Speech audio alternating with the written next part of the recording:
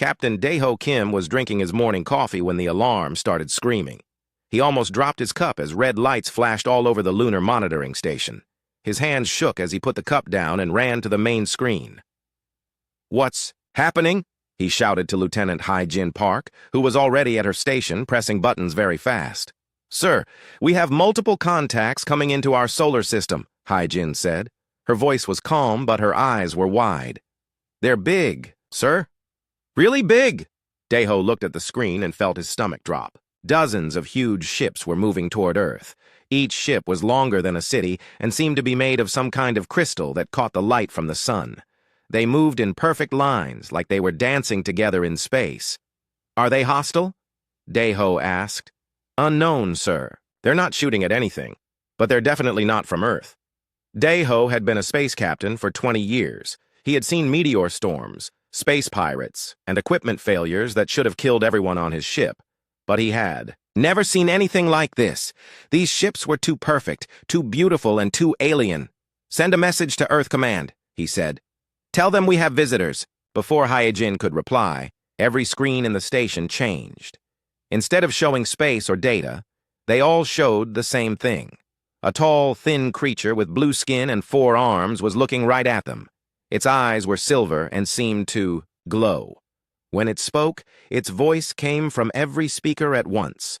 "People of Earth," the creature said. Its voice was smooth and deep. "Do not be afraid.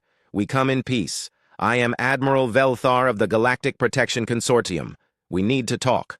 Daeho and Hai-Jin looked at each other. First contact with aliens was supposed to happen through special protocols. Scientists were supposed to be ready. The president was supposed to make speeches.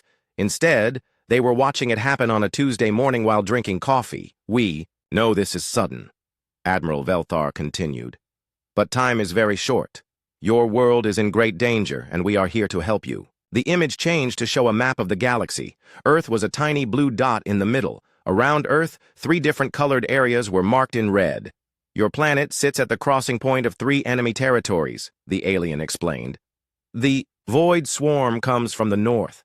They eat everything in their path. The Machine Collective comes from the east. They turn living beings into robots. The Crimson Horde comes from the west. They destroy worlds for fun." Daeho felt sick. The 3 red areas on the map were huge. Earth looked like a small animal surrounded by hungry wolves. "War is coming," Admiral Velthar said. "These 3 forces will meet at your world. Earth will become a battlefield. Your people will die unless we protect you." The image changed again.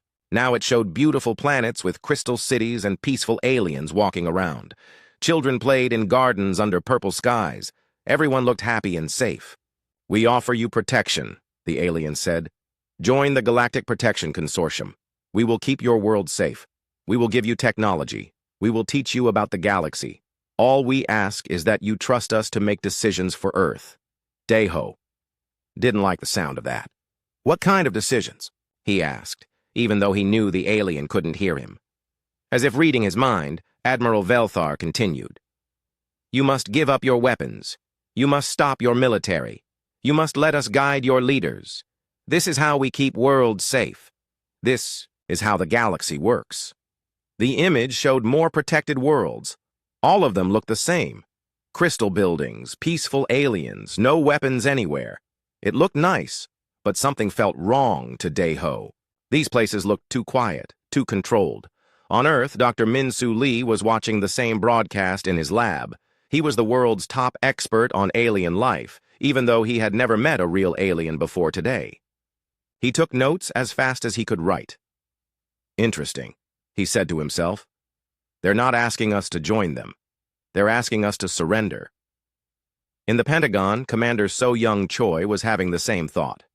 She had spent her whole career preparing for war.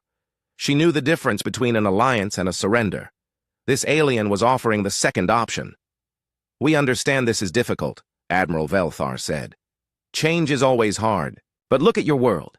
You fight each other. You pollute your air. You build weapons that could destroy your own planet. We can help you become better."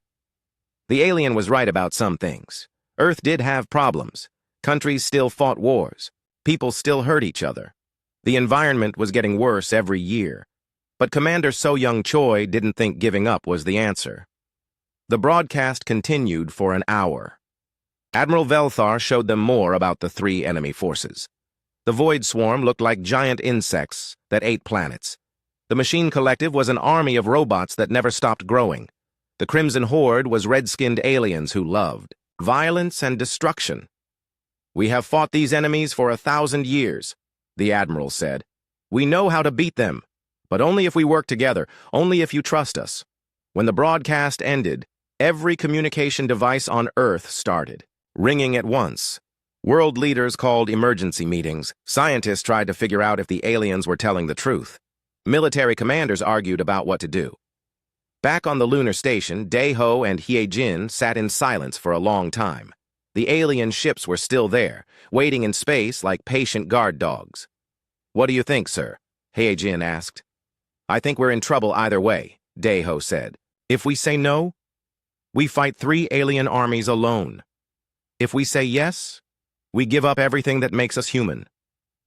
Maybe they're right, though. Maybe we're not ready for this kind of war. Daeho looked at the alien ships again. They were beautiful and powerful.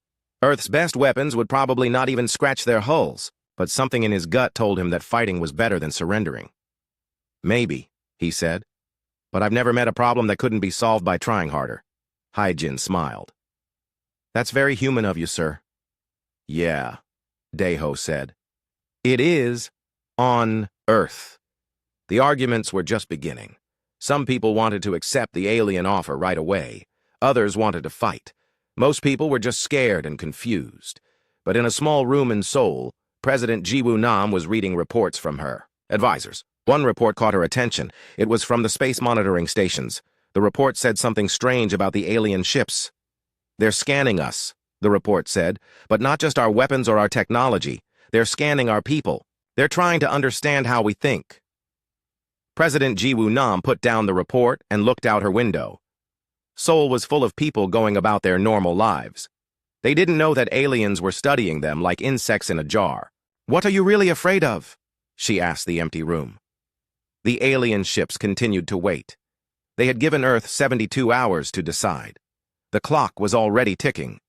Admiral Velthar stood on the bridge of his flagship, looking at the small blue planet below. His officers were running scans and collecting data about the humans. "Sir," one of his officers said, "the human brain scans are unusual." "How so?" "They don't think like other protected species. Other species follow patterns. They make logical choices. But humans are different. Their thoughts jump around. They make decisions based on feelings. They do things that don't make sense." Admiral Velthar looked at the data. The officer was right. Human thought patterns looked chaotic compared to other species.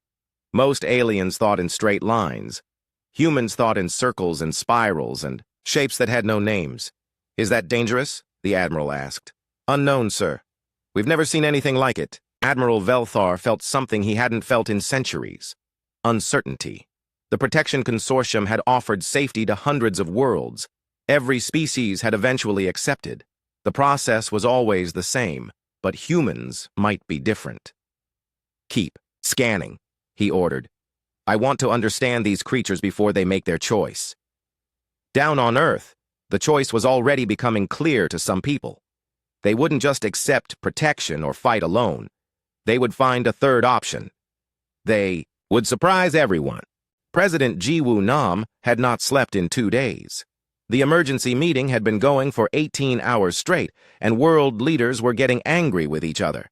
Some wanted to accept the alien protection immediately. Others wanted to fight. A few suggested hiding underground and hoping the war would pass by Earth. "We cannot fight 3 alien armies," said the British Prime Minister, slamming his hand on the table. "Our best weapons are toys compared to their ships, and we cannot surrender our freedom," replied Admiral Tae-min Yoon of the Earth Space Force. He was a tall man with gray hair and scars on his hands from his early days as a pilot. "If we give up our military, we become slaves." President Ji-woo Nam rubbed her tired eyes. Every option seemed terrible. Accept protection and lose their independence. Refuse protection and probably die. There had to be another way. Ambassador Yoon Ji-seo raised her hand. She was Earth's best diplomat and had solved many international problems before. What if we don't choose between their options? What if we make our own option? What do you mean? Asked the French president. The aliens want to protect us. Fine.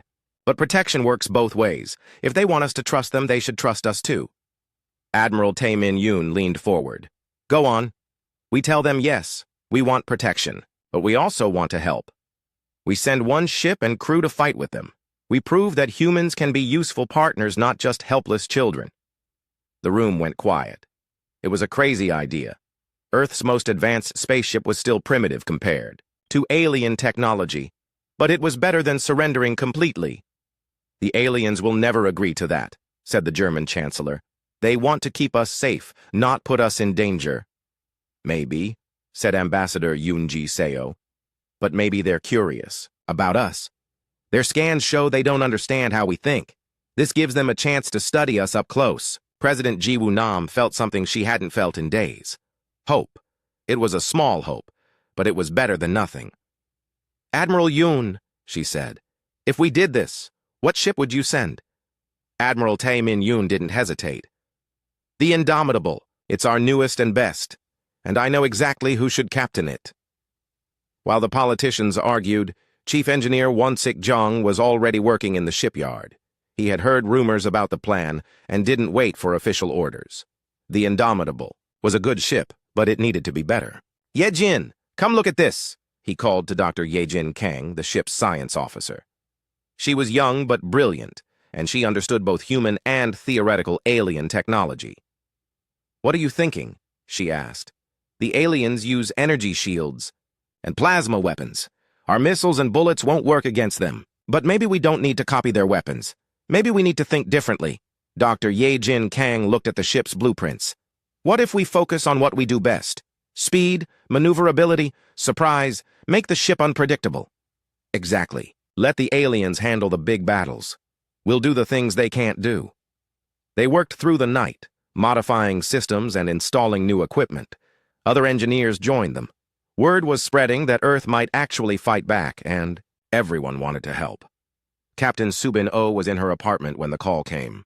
She was Earth's youngest ship captain and had never lost a battle. She was also known for creative tactics that made other officers shake their heads. Captain Oh, said Admiral Tae-min-yoon on the phone. How would you like to make history? What kind of history, sir? The kind where we show aliens that humans don't give up. Captain Subin. Oh smiled. I'm listening.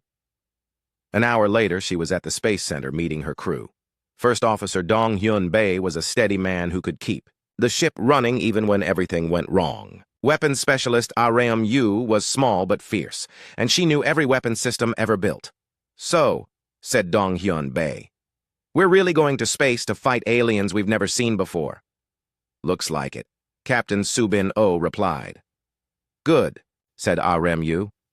I was getting bored. The next morning, Ambassador Yoon Ji-seo stood in front of the alien flagship. She had been invited aboard to give Earth's answer.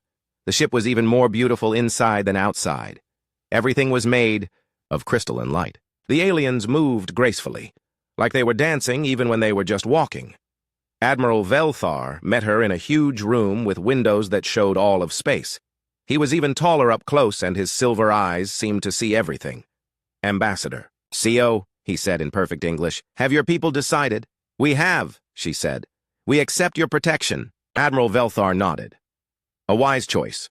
We will begin immediately. Your military commanders will receive new orders soon. There is one condition, Ambassador Yoon Ji-seo said quickly. The alien stopped moving. Condition? We want to help in the war. We want to send one ship and crew to fight alongside your fleet. Admiral Velthar stared at her for a long moment. His silver eyes seemed to glow brighter. That is, unprecedented. We know it's unusual, but Earth wants to be a partner, not just a protected world. Your ships are primitive. Your weapons are basic. Your people have no experience in galactic warfare. That's true. But we learn fast, and we think differently. Maybe that's useful. Admiral Velthar walked to the window and looked down at Earth, blue and white and beautiful, spinning slowly in space. His scans had shown him that humans were unlike any species he had encountered. They were unpredictable, emotional, and often made choices that seemed illogical. "Why do you want to fight?" he asked. "Because it's our galaxy too," Ambassador Yunji Seo said. "Because sitting safely while others die for us feels wrong. Because that's who we are." The alien turned back to her. "Your ship would be in great danger. We understand. You could be killed. We know. And you still want to do this?" "Yes." Admiral Velthar was quiet for a long time. In his 300 years of life, no protected species had ever made such a request. They all wanted safety. They all wanted to hide behind the consortium's shields and let others fight their battles. "I will need to discuss this with the Council," he said finally. "Of course. But I am curious about your proposal." Back on Earth, the preparation continued. The Indomitable was almost ready. Chief Engineer Wansik Zhang had installed new systems that no alien had ever seen. Dr. Yejin Kang had developed tactics based on human military history mixed with theoretical space combat. Captain Subin Oh was selecting the rest of her crew. Chief Medical Officer Hyunwoo Shin was coming because someone had to keep everyone alive. Navigator Sujin Han could plot courses through asteroid fields that would make other pilots crash. Communications Officer Jae Sung Moon could hack into any system ever built. "Are we really doing this?" asked Hyunwoo Shin. "Apparently," said Captain Subin Oh. "The aliens probably think we're crazy." "They're probably right." Science Officer Yoojin Kim joined them. She was quiet and smart, and she had been studying every piece of alien technology they could observe from Earth. "I've been analyzing their ships," she said. "They're powerful, but they follow patterns. Everything they do is logical and predictable." "And that's bad because?" asked Jae Sung Moon. "Because enemies who fight the same opponents for thousands of years learn to predict those patterns. But they've never fought humans," Captain Subin Oh understood immediately. "We're not going to fight like them." "Exactly. We're going to fight like us." The response from the Alien Council came 6 hours later. Admiral Velthar appeared on screens across Earth again. This time he looked puzzled. "People of Earth," he said, "your request is highly unusual. The Galactic Protection Consortium has protected many worlds, but none have ever asked to participate in their own defense." President Jiwoo Nam watched from her office. The whole world was watching. "However," the alien continued, "the Council has decided to grant your request. You may send one ship and crew to join our fleet, but understand, we cannot guarantee their safety. Galactic warfare is dangerous beyond your understanding." President Jiwoo Nam smiled for the first time in days. "Your ship will be assigned to the safest patrol duties," Admiral Velthar added. "We will not risk your people unnecessarily." Captain Subin Oh, watching from the Indomitable's bridge, laughed out loud. "Safe patrol duties? We'll see about that." Tactical Officer Il-sung Park joined the bridge crew. He was an expert in military strategy and had studied every war in human history. "Captain, I've been thinking about their fleet formations. They're very organized, very logical." "Perfect," Captain Subin Oh said. "Logic is boring. Let's show them something interesting." Security Chief Bo-ra Jung reported for duty. She was tough and smart, and she had trained in martial arts since she was 5 years old. "Ma'am, I've been studying the enemy data they showed us. These aliens fight with energy weapons at long range. They probably never fight hand-to-hand. You thinking what I think you're thinking? If we get close enough, we might have advantages they don't expect." The Indomitable was ready. The crew was ready. Earth held its breath as the ship prepared to launch. Admiral Velthar watched from his flagship as the small human vessel left Earth's atmosphere. It was tiny compared to his ships, primitive and fragile-looking. But something about it made him nervous. "Sir," said his science officer, "the human ship's energy signature is unusual." "How so?"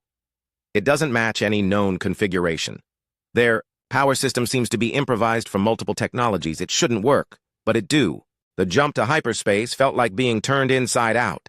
Captain Subin Oh gripped her chair as reality twisted around the Indomitable. Colors that had no names flashed past the windows. Then, suddenly, they were somewhere else entirely. "Jump. Complete," announced Navigator Sujin Han. We're in the Kepler system, about 40 light-years from Earth. Captain Subin-O looked out at her first alien star system. 3 suns burned in different colors, red, blue, and yellow. Planets orbited in patterns that seemed impossible, but somehow worked. And everywhere, there were ships. The Galactic Protection. Consortium fleet was massive. Hundreds of crystal vessels hung in space like beautiful ornaments. Each ship was different, some long and thin like spears, others round like bubbles, a few that looked like living creatures made of metal and light. "Incoming transmission," said Communications Officer Jae Sung-moon. The main screen showed Fleet Commander Korthmok, an alien with purple skin and 6 arms. His voice sounded like wind chimes. "Human vessel Indomitable, welcome to the fleet. You are assigned to patrol Sector 77 Alpha. This is a quiet area with minimal threat probability. Follow the navigation coordinates we are sending." The transmission ended before Captain Subin-O could reply. "Sector 77 Alpha?" asked First Officer Dong-hyun Bae, checking the star charts. "That's the furthest possible position from any expected combat zones." "They're keeping us safe," said Science Officer Yoo-jin Kim, "just like they promised." Captain Subin-O looked at the coordinates. They were being sent to patrol empty space while the real fighting happened somewhere else. It made sense from the aliens' perspective. Humans were new, untested, and probably fragile. But it also meant they wouldn't learn anything useful. "Su-jin, plot a course to our assigned sector," she ordered, "but take the long way around. I want to see how these aliens operate." The Indomitable moved slowly through the fleet. Every alien ship they passed was a masterpiece of engineering. Smooth hulls that seemed to flow like liquid. Weapons that hummed with barely contained energy. Shields that made the space around each ship shimmer like heat waves. "Look at that," whispered weapons specialist Ah Reum-yu, pointing at a massive battleship. "Those gun arrays could destroy a moon, and they probably have," said Tactical Officer Il-sung Park. "These aliens have been fighting for thousands of years. They know what they're doing." But Science Officer Yoo-jin Kim noticed something else. "Captain, look at their formations. Every ship is exactly where you'd expect it to be. Perfect lines, perfect spacing, perfect coordination." "That's good, right?" asked Dong-hyun Bae. "Maybe, but it's also predictable. If I can figure out their patterns in 5 minutes, what can an enemy do with 1,000 years of observation?" The Indomitable reached its assigned patrol sector 6 hours later. It was the most boring piece of space Captain Subin-O had ever seen. No planets, no asteroids, no other ships, just empty darkness and distant stars. "Well," said Chief Medical Officer Hyun-woo Shin, "at least we're safe." "Safe is overrated," muttered Captain Subin-O. They began their patrol pattern, a simple back-and-forth route that covered the same empty space over and over. The aliens had given them exact coordinates to follow, exact speeds to maintain, exact times to report in. Everything was planned and organized and perfectly logical. It was also incredibly boring. After 12 hours of patrolling nothing, Communications Officer Jae Sung-moon made an interesting discovery. "Captain, I've been monitoring alien communications. They use a standard frequency band that's pretty easy to decode." "Are we supposed to be listening to their chatter?" "They didn't say we couldn't. And I'm learning a lot about how they coordinate their forces." Science Officer Yoo-jin Kim joined him at the communication station. "What have you found?" "They communicate everything. Every movement, every decision, every tactical change gets reported up and down the chain of command. It's very thorough. And very slow," Yoo-jin observed. "By the time a field commander gets permission to change tactics, the battle situation could be completely different." Captain Subin-O thought about that. Human military units were trained to adapt quickly. Squad leaders made decisions on the spot. Pilots changed tactics mid-flight. It was messy and sometimes chaotic, but it was also fast. "What else are you hearing?" she asked. "Training exercises. The aliens are running combat simulations to prepare for enemy contact. Want to watch?" The main screen showed a tactical display of the alien exercises. 2 groups of ships faced each other across empty space. One group represented the consortium fleet. The other represented the Void Swarm, using ships programmed to mimic enemy behavior. The exercise began. The consortium ships moved in perfect formation, following a battle plan that looked like a work of art. Every ship knew exactly where to go and what to do. The simulated enemy responded with equally predictable tactics. The result was a clean, efficient victory for the consortium. "Impressive," said Tactical Officer Il-sung Park. "Too impressive," said Captain Subin Oh. Real battles aren't that clean. She thought about human war games she had participated in. They were chaotic messes where everything went wrong and commanders had to improvise constantly. Half the time, the winning side succeeded because they made mistakes that confused the enemy more than any clever plan. "Yujin, what do we know about the actual enemies? Not the simulations, but the real Void Swarm and Machine Collective and Crimson Horde?" Science Officer Yujin Kim pulled up the data the aliens had shared. According to consortium records, these enemies have been fighting the same kinds of battles for centuries. The Void Swarm uses overwhelming numbers. The Machine Collective uses perfect coordination. The Crimson Horde uses brutal direct attacks. And the consortium fights them with perfect formations and logical tactics. "Right. It's been working for 1,000 years. Or maybe," said Captain Subin. "Oh, slowly. It's been working just well enough to keep the war going for 1,000 years. The crew looked at her with interest. "Think about it," she continued. "If someone could actually win this war, wouldn't it be over by now? Maybe the reason it keeps going is that everyone fights the same way. Everyone knows what to expect." First Officer Dong Hyun Bae understood first. "You're saying the war continues because it's predictable. I'm saying maybe it needs something unpredictable." Engineer Kyung-ho Lim had been quietly listening while he worked on ship modifications. "Captain, what if we requested permission to observe the actual combat exercises? Not participate, just watch from a safe distance." "The aliens would never allow that." "Maybe not. But what if we asked to help with logistics? Bring supplies to the exercise area? That would put us close enough to observe without seeming threatening." Captain Subin Oh liked the idea. "Jae-sung, send a message to Fleet Command. Tell them the Indomitable volunteers to assist with supply runs to the training areas. We want to learn how galactic warfare works." The response came back surprisingly quickly. Fleet Commander Korthmak approved their request. Apparently, the aliens saw it as a good learning opportunity for the primitive humans. 2 days later, the Indomitable was carrying supplies to the exercise zone. Pilot Sang-mi Cho had never flown through such organized chaos. Hundreds of ships moved in precise patterns, while explosions of light marked simulated weapons hits. "Stay in the designated corridor," ordered the alien traffic controller. "Do not deviate from your assigned route." "Of course not," replied Captain Subin Oh sweetly, while signaling Sang-mi to take detailed scans of everything they saw. As they watched, a new exercise began. This time, the aliens were simulating a battle against the Machine Collective. The enemy ships moved with robotic precision, following algorithms that made them deadly but predictable. The consortium responded with their standard tactics.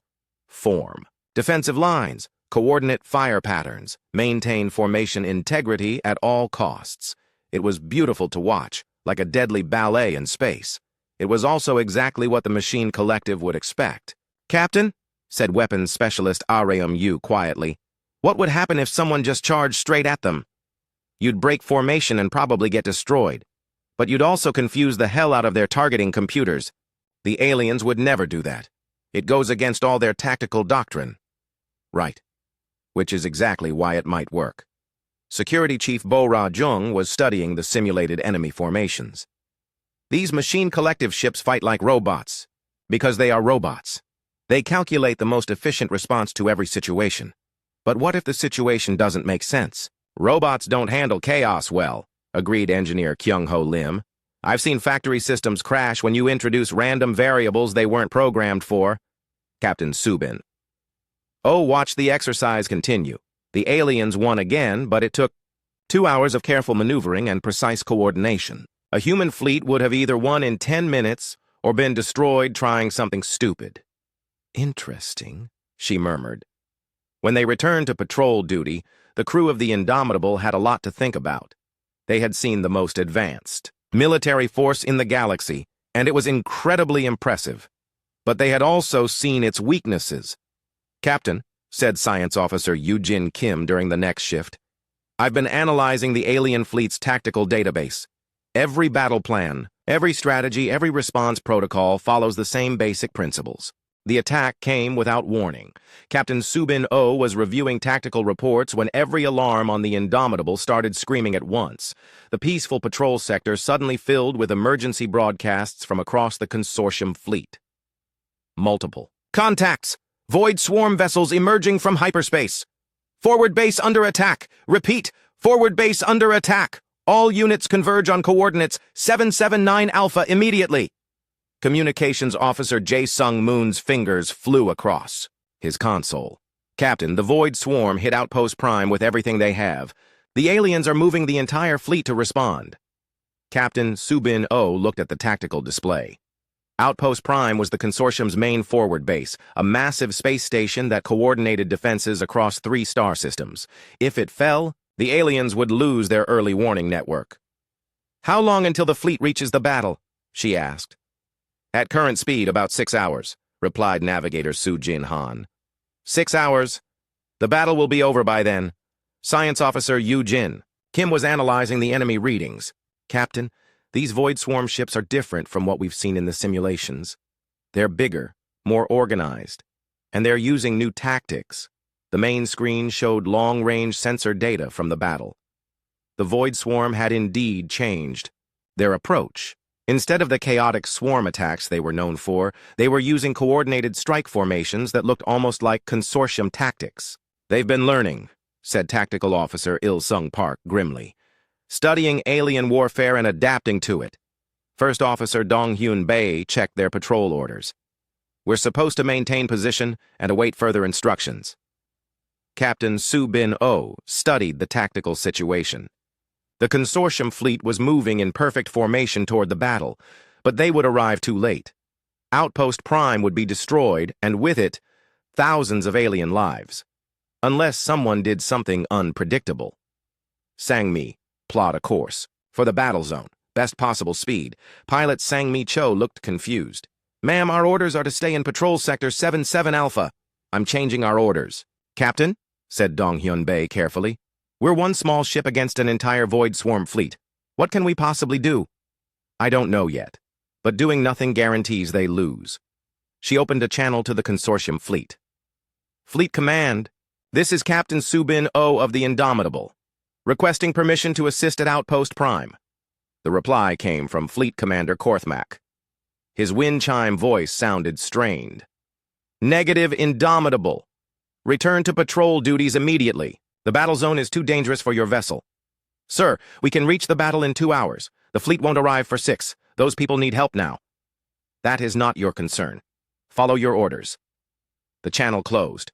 Captain Subin O looked around her bridge. Her crew was watching her, waiting for her decision. They could follow orders and watch good people die. Or they could do what humans did best, ignore the rules and try something crazy. Sang-mi, engage maximum acceleration toward Outpost Prime. "Yes, ma'am." The Indomitable jumped forward like a racing horse. Engineer Kyung-ho Lim had modified the engines beyond their normal specifications. The ship could now move faster than most alien vessels, though it used fuel at an alarming rate. "We'll be there in 90 minutes, announced Sang-mi Cho. "Good. Kyung-ho, what's our weapon status?" Engineer. Kyung-ho Lim smiled grimly. "I've been working on some modifications based on what we learned about Void Swarm technology. Our missiles won't penetrate their shields, but I think I can make them very confused." Explain. Void Swarm ships use bio-organic computers. They think like living creatures, not machines. If we can overload their senses with too much information, we might be able to confuse them. How? Chaff rockets filled with sensor scramblers, electronic noise generators. Basically, we'll scream so loud they can't hear themselves think. Weapons specialist Ah Reum Yu was modifying missile warheads. "I'm loading our torpedoes with concentrated electromagnetic pulse charges. They won't destroy swarm ships, but they might disrupt their coordination networks." As they raced toward the battle, long-range sensors showed them what they were heading into. Hundreds of Void Swarm vessels surrounded Outpost Prime like angry wasps. The space station's shields were failing under constant bombardment. Escape. Pods fled in all directions as the base prepared for evacuation. "Captain," said Science Officer Yoo-Jin Kim, I'm reading massive life signs on that station. Thousands of aliens are still trapped inside. Then we better hurry. Security Chief Bo-Ra Jung was checking her equipment. Ma'am, if we're going to board any swarm ships, I'm ready. I've studied their biology from the consortium databases.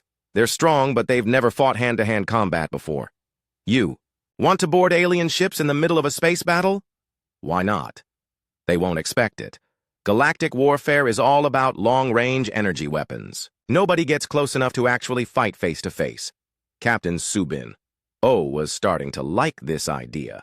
The Void Swarm expected logical tactics from their enemies. They were prepared for energy weapons, coordinated formations, and predictable strategies. They were not prepared for humans being humans. Jae-sung, can you hack into swarm communication networks? Communications Officer Jae-sung Moon grinned. I've been analyzing their signals for the past hour. Their encryption is biological-based, like a living language. But I think I can introduce some translation errors that will make their orders very confusing. Do it. The Indomitable dropped out of hyperspace at the edge of the battle zone. The sight was terrifying and beautiful at the same time. Void swarm ships looked like giant insects made of black metal and glowing green energy. They moved in patterns that seemed almost alive, flowing around Outpost Prime like a predatory swarm. Orders, Captain? Asked Dong Hyun-bae. Captain Subin studied the tactical situation. The smart thing would be to stay at long range and provide minor support. The safe thing would be to retreat and wait for the main fleet. The human thing was to charge straight into the middle of the enemy formation and cause as much chaos as possible. All right, people, we're going to do something that will either save the day or get us all killed. Probably both. I like those odds, said Areum Yu. Sang-mi, take us straight into the heart of their formation. Maximum speed, random evasive maneuvers. I want them confused about what we're doing. Because we don't know what we're doing? Exactly. The Indomitable dove into the battle like a meteor. Void swarm ships immediately turned to engage the unexpected threat, but their targeting systems couldn't get a lock on the wildly maneuvering human vessel. Kyung-ho, activate the sensor scramblers. I want every swarm ship within 10 kilometers to go temporarily blind. Scramblers active. Space around. The Indomitable suddenly filled with electronic chaos. False sensor readings, phantom targets, and impossible energy signatures confused the swarm ship's bioorganic computers. Several aliens' vessels actually collided with each other as their navigation systems failed. Jae-sung, start sending those corrupted messages. Sending now. I'm telling half their fleet to attack the other half.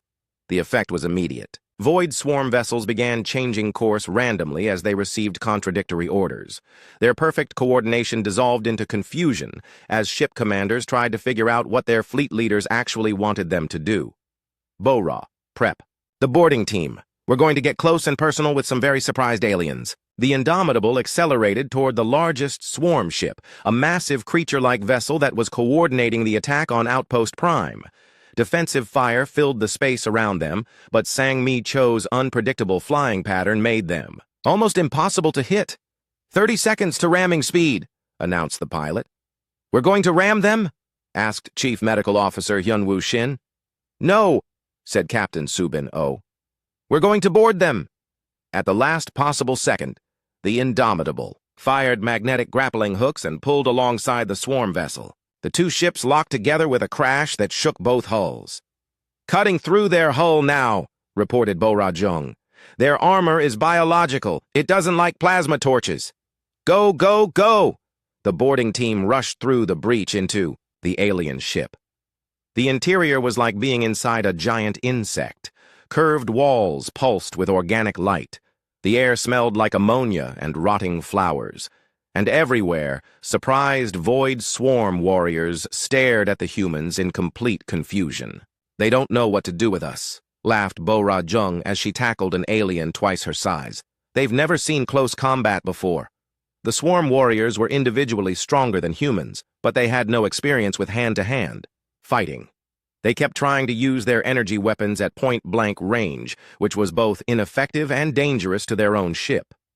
Meanwhile, Sergeant Jin-A Koo led a second team to the ship's command center. Found their bridge. It looks like the inside of a beehive. Plant the virus package and get out, ordered Captain Subin Oh from the Indomitable's bridge. The virus was one of Jae-sung Moon's creations, a piece of code designed to make the ship's Bioorganic computer think it was being attacked by its own weapons. Within minutes, the massive swarm vessel began firing on its own allies. Multiple swarm ships engaging each other, reported Eugene Kim. Their formation is completely breaking. Down! The confusion spread through Word of the human victory spread through the Galactic Protection Consortium faster than light-speed communications. Admiral Velthar found himself answering uncomfortable questions from the High Council about how one primitive ship had accomplished what entire fleets could not. Show us the tactical recordings, demanded Counselor Zeftai, an ancient being whose species had been fighting the Galactic War for 800 years. Admiral Velthar displayed the battle data on the council chambers. Massive screens. The assembled aliens watched in silence as the tiny human ship dove into the void swarm formation and proceeded to create chaos through methods that defied all military logic. They used no recognizable battle formation, observed Counselor Mordoon. Their weapons were inadequate for the task, added Counselor Velkris. Their tactics violated every principle of space warfare, concluded Counselor Zeftai. And yet, said Admiral Velthar, they won. The council chamber fell silent. Victory was supposed to come through superior firepower, advanced technology, and logical tactics. The humans had achieved it through confusion, improvisation, and pure audacity. We must study them, decided Counselor Zeftai. Bring their captain here. We need to understand how they think. Meanwhile, Captain Subin O was getting used to her new status as the most famous human in the galaxy. The Indomitable had been transferred to the front lines, where alien commanders wanted to observe human tactics firsthand. Dr. Minjai An, the ship's new behavioral specialist, was documenting everything. Captain, the aliens are fascinated by our decision-making process. They keep asking how we plan our strategies. What do you tell them? The truth. That we don't really plan. We adapt. Psychologist Haiwan Song had been studying alien behavior in return. It's interesting, Captain. Every alien species we've encountered thinks in very similar patterns. They analyze problems, develop logical solutions, and execute them with precision. And humans? We guess, improvise, and change our minds halfway through. It drives them crazy. The next test came sooner than expected.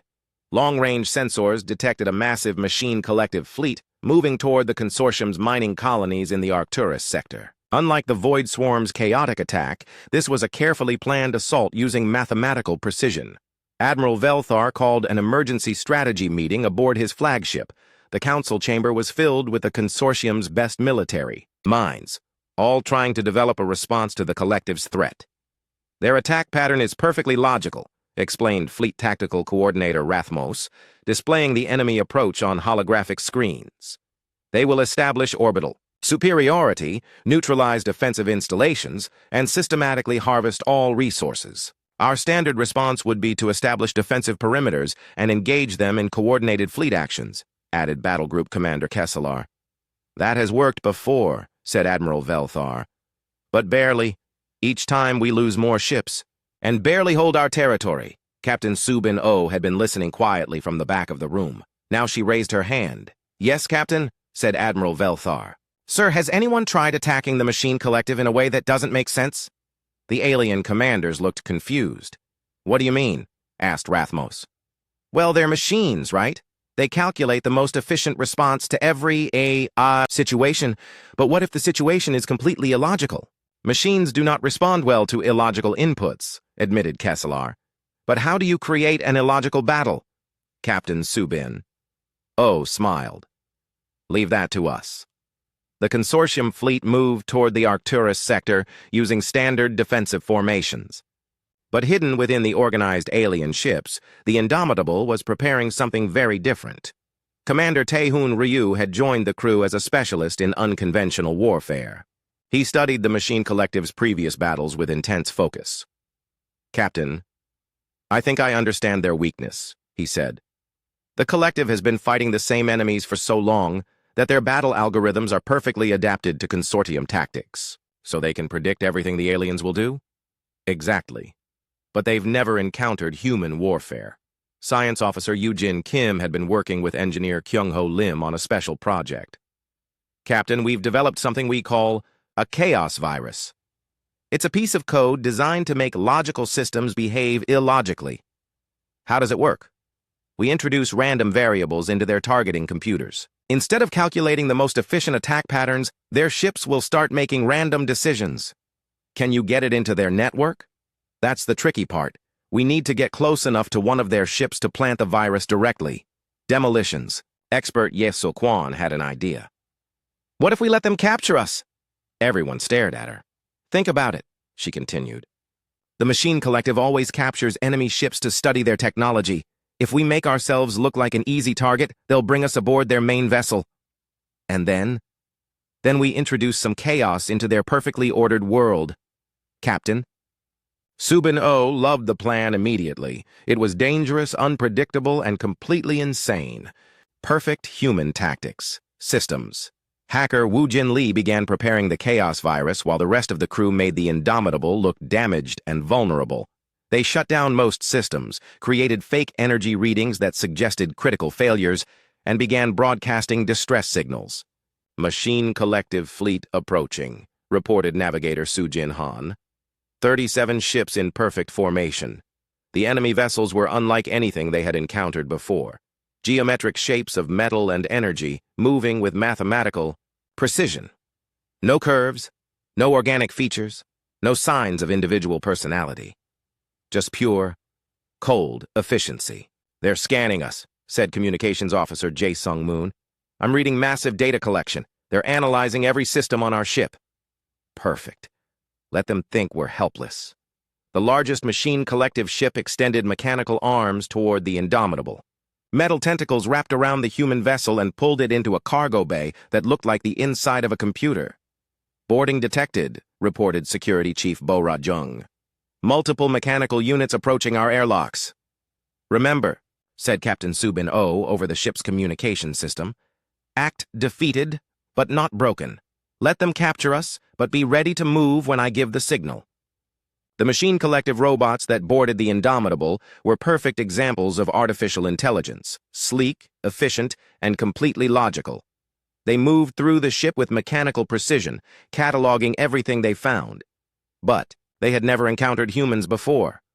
Fascinating, said the lead robot in a voice like grinding gears. Biological entities operating primitive technology.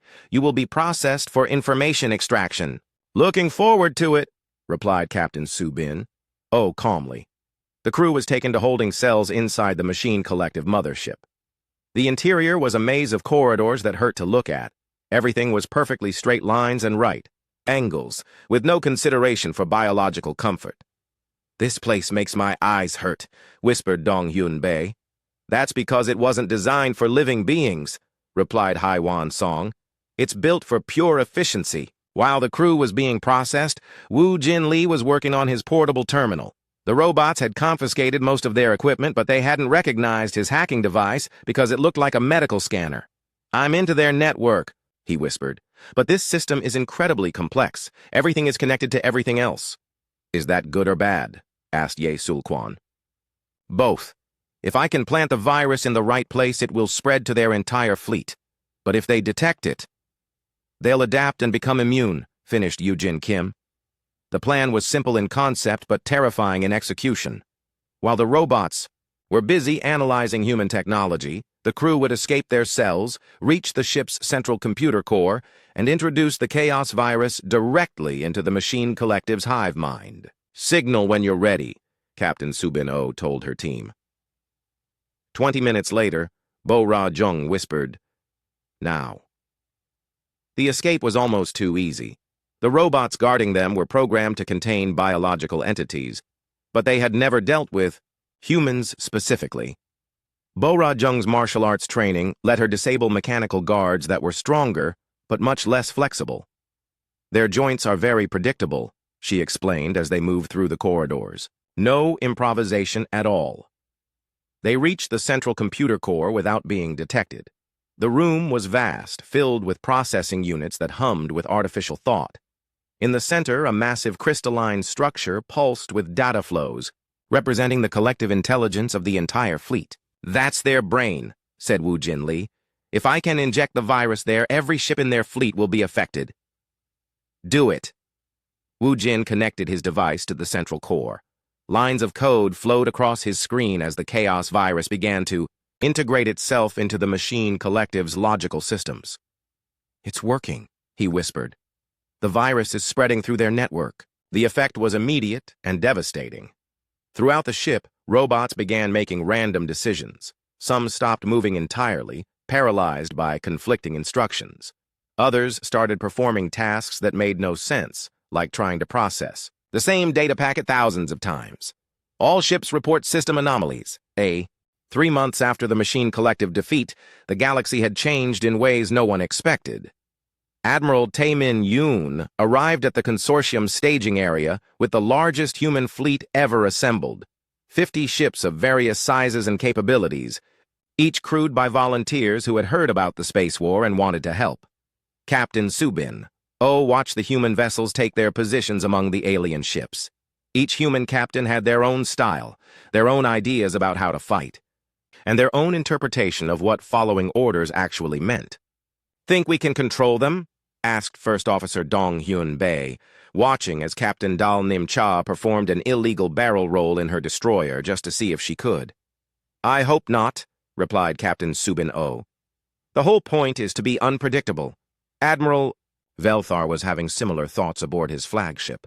The human fleet looked chaotic compared to his orderly formations. Ships moved in random patterns, communicated on multiple frequencies at once, and seemed to be making up their tactics as they went along. It was exactly what he had asked for, and it terrified him. "Sir," said his tactical officer, "Intelligence. Reports indicate all 3 enemy factions are converging on Earth itself." Admiral Velthar studied the strategic display. The Void Swarm had regrouped after their defeat at Outpost Prime.